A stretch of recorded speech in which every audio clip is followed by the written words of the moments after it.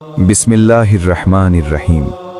আজ থেকে প্রায় 1400 বছর আগে পৃথিবী আবারও অন্ধকারে ডুবে গিয়েছিল, ঠিক যেন আজকের সময়ের মতোই। জুলুম বেড়ে গিয়েছিল, ন্যায় বিচার নীরব হয়ে পড়েছিল, মানবতা হারিয়ে ফেলেছিল তার পথ। ঠিক এমন এক সময়ে পৃথিবীতে আগমন করলেন এক ইয়েতিম শিশু, হযরত মুহাম্মদ সাল্লাল্লাহু আলাইহি ওয়াসাল্লাম। এটি শুধু তার জীবনের গল্প নয়, এটি সেই ইতিহাস যেদিন পৃথিবীতে আল্লাহর দিন ইসলামের পূর্ণ সূচনা হল। এটি কোরআনের নাজিল হওয়ার গল্প। তিনি ছিলেন চলমান কোরআন, তিনি ছিলেন বাস্তব জীবনে ইসলাম। তাকে ছাড়া সৃষ্টিজগৎ যেন একটি অখোলা কিতাব হয়ে থাকত, যার অর্থ কেউ বুঝতে পারত না। আপনারা দেখছেন আল্লাহর ছোঁয়ায়ের বিশেষ রমজান সিরিজ। এই সিরিজে আমরা আমাদের প্রিয় নবী সাল্লাল্লাহু আলাইহি ওয়াসাল্লামের জীবন এবং তার সাহাবীদের সম্পর্কে নতুনভাবে জানব, আরও গভীরভাবে বুঝব। যদি আপনি প্রস্তুত থাকেন তাহলে চলুন শুরু করি। মরুর হৃদয়ে এক নগরী। 7ম শতাব্দী আরব উপদ্বীপের হৃদয়ে উত্তপ্ত মরুভূমির মাঝে গড়ে উঠেছিল এক ব্যস্ত নগরী, মক্কা। এই নগরীর কেন্দ্রস্থলে ছিল এক পবিত্র ঘর, পাথরে নির্মিত আল্লাহর ঘর, কাবা শরীফ। একসময় এই ঘর নির্মাণ করেছিলেন নবী ইব্রাহিম আলাইহিসসালাম, এক আল্লাহর ইবাদতের জন্য। কিন্তু সময়ের প্রবাহে সেই ঘর ঘিরে দাঁড়িয়ে গেল শত শত মূর্তি। একত্ববাদের স্থানে বসল শিরক। সত্য যেন একা হয়ে পড়ল মিথ্যার ভিড়ে। মক্কা ছিল ধনী শহর, বাণিজ্য কাফেলা এখানে থামত, হজের মৌসুমে বাজার বসত। কাবার চারপাশে যত মূর্তি তত লাভ, তত ব্যবসা। মানুষ শুধু বিশ্বাসের জন্য নয়, লাভের আশাতেও মূর্তির সামনে মাথা নত করত। সে সময় ইয়েমেনে শাসন করত আক্ষুম সাম্রাজ্যের গভর্নর আব্রাহা। তিনি চেয়েছিলেন আরব উপদ্বীপের সবচেয়ে শক্তিশালী শাসক হতে। মক্কার খ্যাতিতে ঈর্ষান্বিত হয়ে তিনি ইয়েমেনে একটি বিশাল উপাসনালয় নির্মাণ করেন। কিন্তু মানুষ সেখানে গেল না, সবাই কাবার দিকেই রইল। রাগে ক্ষুব্ধ হয়ে তিনি সিদ্ধান্ত নিলেন কাবা ধ্বংস করবেন। তিনি 60,000 সৈন্যের বিশাল বাহিনী প্রস্তুত করলেন। ভারত থেকে আনা হলো হাতি, যা সেই যুগে ছিল অজেয় শক্তির প্রতীক। সেনাবাহিনী মক্কার দিকে অগ্রসর হতে লাগল। আকাশ যেন কালো হয়ে এলো। মক্কাবাসী পাহাড়ে আশ্রয় নিল, কাবা রইল তার রবের হেফাজতে। যখন হাতিরা নগরীর প্রবেশদ্বারে পৌঁছল, অদ্ভুত এক ঘটনা ঘটল। সামনের বিশাল হাতিটি কাবার দিকে এক পাও বাড়াল না, চাবুক কাজ করল না, চিৎকার কাজ করল না। হঠাৎ আকাশ অন্ধকার হয়ে গেল। দিগন্তে দেখা গেল অসংখ্য পাখির ঝাঁক।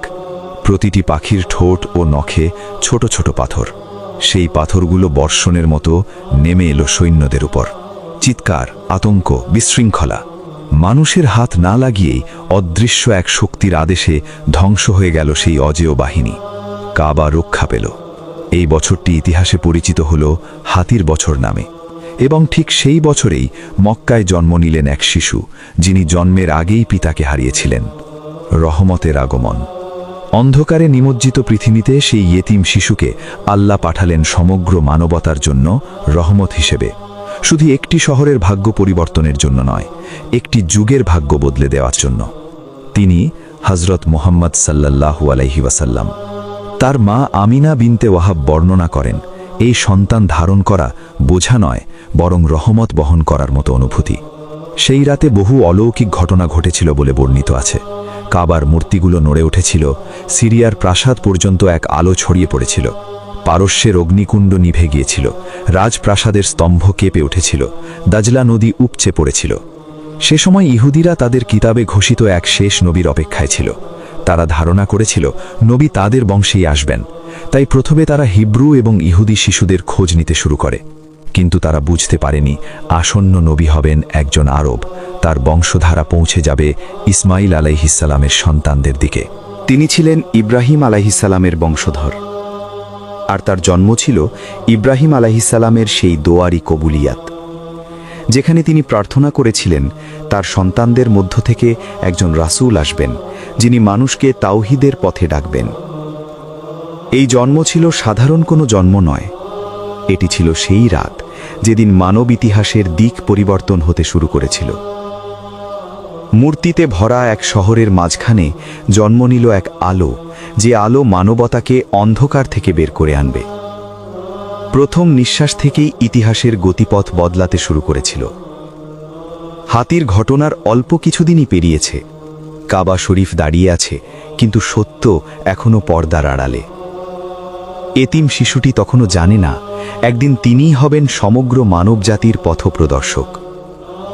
আরবদের প্রথা ছিল শহরের শিশুদের গ্রামে দুধমায়ের কাছে পাঠানো, যাতে তারা বিশুদ্ধ আরবি ভাষা, সুস্বাস্থ্য ও শক্তি লাভ করে। সেই সময় হালিমা সাদিয়া রাদিয়াল্লাহু মক্কায় এসেছিলেন একটি শিশুকে দুধ পান করানোর জন্য নিয়ে যেতে। কিন্তু যখন জানলেন শিশুটি এতিম, প্রথমে তিনি নিতে চাননি, কারণ এতিম মানেই কম পারিশ্রমিক। কিন্তু কোনো শিশু অবশিষ্ট না থাকায় অবশেষে তিনি সেই এতিম শিশুকেই গ্রহণ করলেন, মুহাম্মদ সাল্লাল্লাহু আলাইহি ওয়াসাল্লামকে। আর ঠিক সেই মুহূর্ত থেকেই শুরু হলো বরকতের বৃষ্টি। যে পরিবারটি দারিদ্র্য ও কষ্টে ছিল, হঠাৎ তাদের জীবনে নেমে এলো স্বস্তি।